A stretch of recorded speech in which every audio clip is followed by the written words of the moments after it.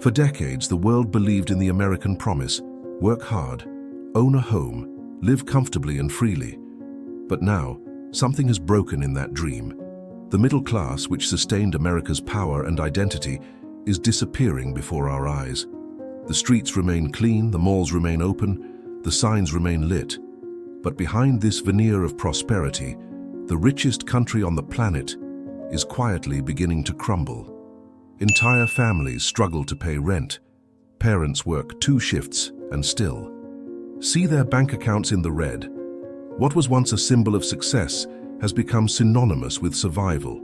Stability has become a luxury, and optimism, an imported commodity. The farce is no longer in the statistics, but in the daily lives of millions who believe they're doing well until they realize they're not. The empire that promised the American dream now sustains an exhausted, indebted, and invisible generation. And the question that hangs in the air is inevitable: how a nation built on the idea of abundance is about to face its quietest downfall. In this video, you'll discover what's really behind the demise of the American middle class, and why the worst hasn't even begun yet. If you want to understand what's really behind this silent collapse, and why the end of the American middle class is just the beginning of something even bigger, subscribe now to the channel and leave a like. What follows will completely change how you see the future of the United States, and perhaps the entire world. Signs of decay are everywhere, but they're masked by an aesthetic of normalcy. Major networks still operate, advertisements continue to promise success, and official statistics speak of growth. However, real life eludes these figures. In the suburbs, entire families live paycheck to paycheck, trapped in a cycle of debt that has become the rule, not the exception. Every installment purchase, every mortgage, every month deferred. It all seems like an act of survival disguised as progress. Consumption, once a symbol of freedom, has become the new instrument of modern slavery. The streets of small rural towns are quieter than ever. Shops that once sustained generations are empty. Schools are closing due to lack of students, and even churches have lost members. It's as if the country's collective soul is emptying, one block at a time. The average citizen, exhausted and fed up, watches their own downfall while trying to maintain the semblance of stability the system demands. Inflation advances with almost clinical coldness, slowly eroding purchasing power. Student debt remains unforgivable, and increasingly high rents make housing a privilege for the few. Television still broadcasts institutional optimism, but one only has to walk down any street in Ohio, Detroit, or Kansas to realize that hope has already moved. Collapse isn't announced with sirens. It manifests itself in the eyes of those who work and still don't make it to the end of the month. It's ruin, disguised as routine. And as America tries to hide its cracks under a veneer of progress, an inevitable question arises. Is this crisis just an accident, or something carefully constructed? Comment below with your opinion. Behind the optimistic headlines and rhetoric about economic adjustments, there's a silent mechanism turning despair into profit.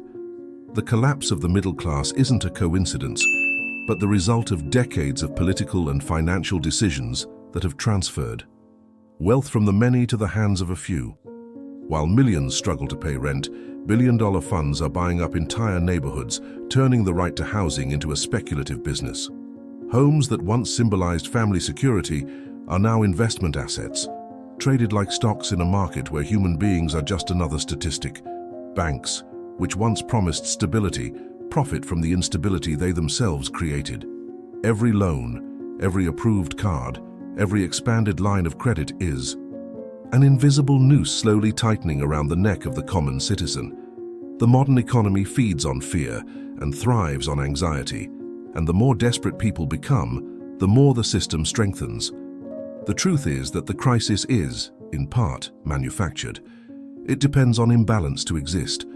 With each interest rate hike, a new wave of families lose their homes. With each tax cut, a community sinks. And meanwhile, large conglomerates report historic profits, protected by a system that rewards collapse. The media, complicit or blind, continues to sell the narrative of recovery, omitting the obvious. The country is being reconfigured by interests that don't appear on television. Poverty is convenient.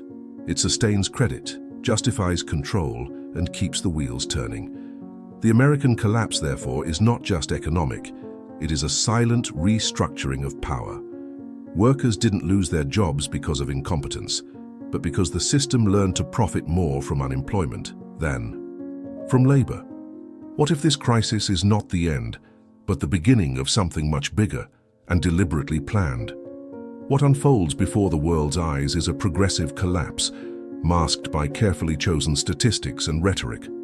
The consequences are already spreading like cracks in an old building, invisible from afar but fatal up close. The first is the disappearance of security, not just financial, but emotional. The average American lives in fear of losing everything: their job, their home, their health insurance, social respect. Every economic decision has become an act of survival. The small towns that once supported the country's backbone become symbols of this decline. Gas stations are closed, schools are empty, and streets are silent, interrupted only by the distant sound of a train passing by. Young people flee to the big cities, believing in opportunities that no longer exist, while the elderly remain, watching the disappearance of an entire community. Excessive consumption, which for decades fueled the illusion of prosperity, now reveals its highest cost. A society in debt to the core, emotionally exhausted and spiritually bankrupt. Modern poverty is measured not in currency, but in the inability to believe in a better future.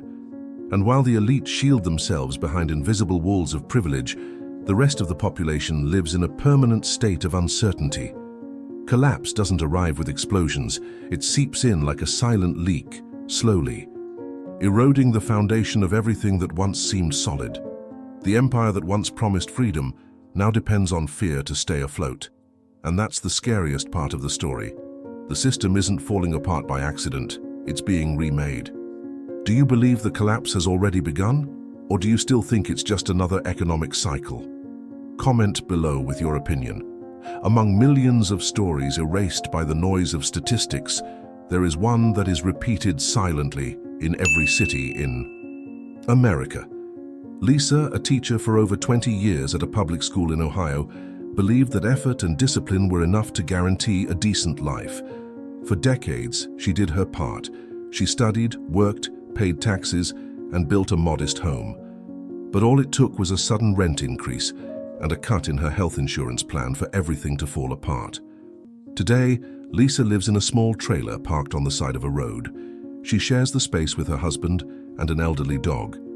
Her routine is a portrait of the new American reality: virtual classes during the day, bills piling up at night, and the constant feeling that the country she helped build has forgotten she exists. Still, she smiles for the camera, saying, "Everything's fine," as if repeating that phrase were the last gesture of dignity she has left. Stories like hers multiply, invisible on the edges of the map. Men who worked their entire lives and now sleep in their cars. Young graduates accumulating unpayable debts. Families who trade groceries for church donations. Each face carries the same silent question: where has the American dream gone? There are no wars or invasions. The destruction is internal, slow, emotional, and meticulously ignored. The victims of this new collapse have no exposed wounds, but they carry invisible scars left by the weight of uncertainty. Lisa is no exception. She is the portrait of what remains of the middle class, tired, in debt, and still trying to believe that tomorrow will be different. How many Lisas do you think are out there now, surviving behind the curtains of what they once called prosperity? The true scale of the collapse is revealed in numbers that rarely make headlines. 7 out of 10 Americans live paycheck to paycheck. 40 million rely on food banks, a number higher than during the Great Depression. 1 in 3 adults has more than one job and still can't afford the basics. Student debt exceeds $1.7 trillion, making it one of the largest collective debts in modern history. These numbers in isolation seem cold and distant, but together they paint a portrait of an empire that is quietly crumbling. The American economy is now sustained by credit, consumption, and desperation. Work has lost its real value, replaced by metrics and digital productivity. And as the cost of living grows faster than wages, new generations discover that their future has been mortgaged before they were even born. Official data speak of growth, but this growth is concentrated in the hands of 1% of the population. Stock markets rise while dignity declines. Inequality has gone from being a social problem to a permanent structure, legal, accepted, and profitable. These numbers aren't just statistics, they're warnings. Every chart, every percentage, every index is a confession of what the system tries to hide.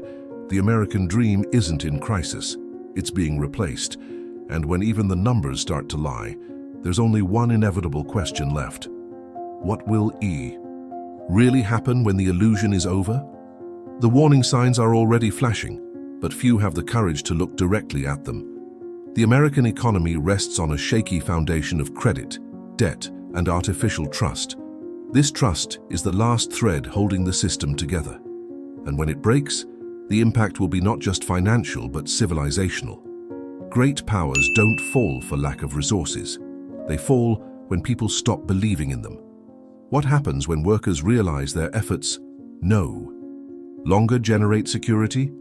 When citizens understand that progress is a privilege, not a promise, the collapse begins there, not in the stock markets, but in the collective mind. And this process is already underway. Companies cut costs, families reduce consumption, fear spreads.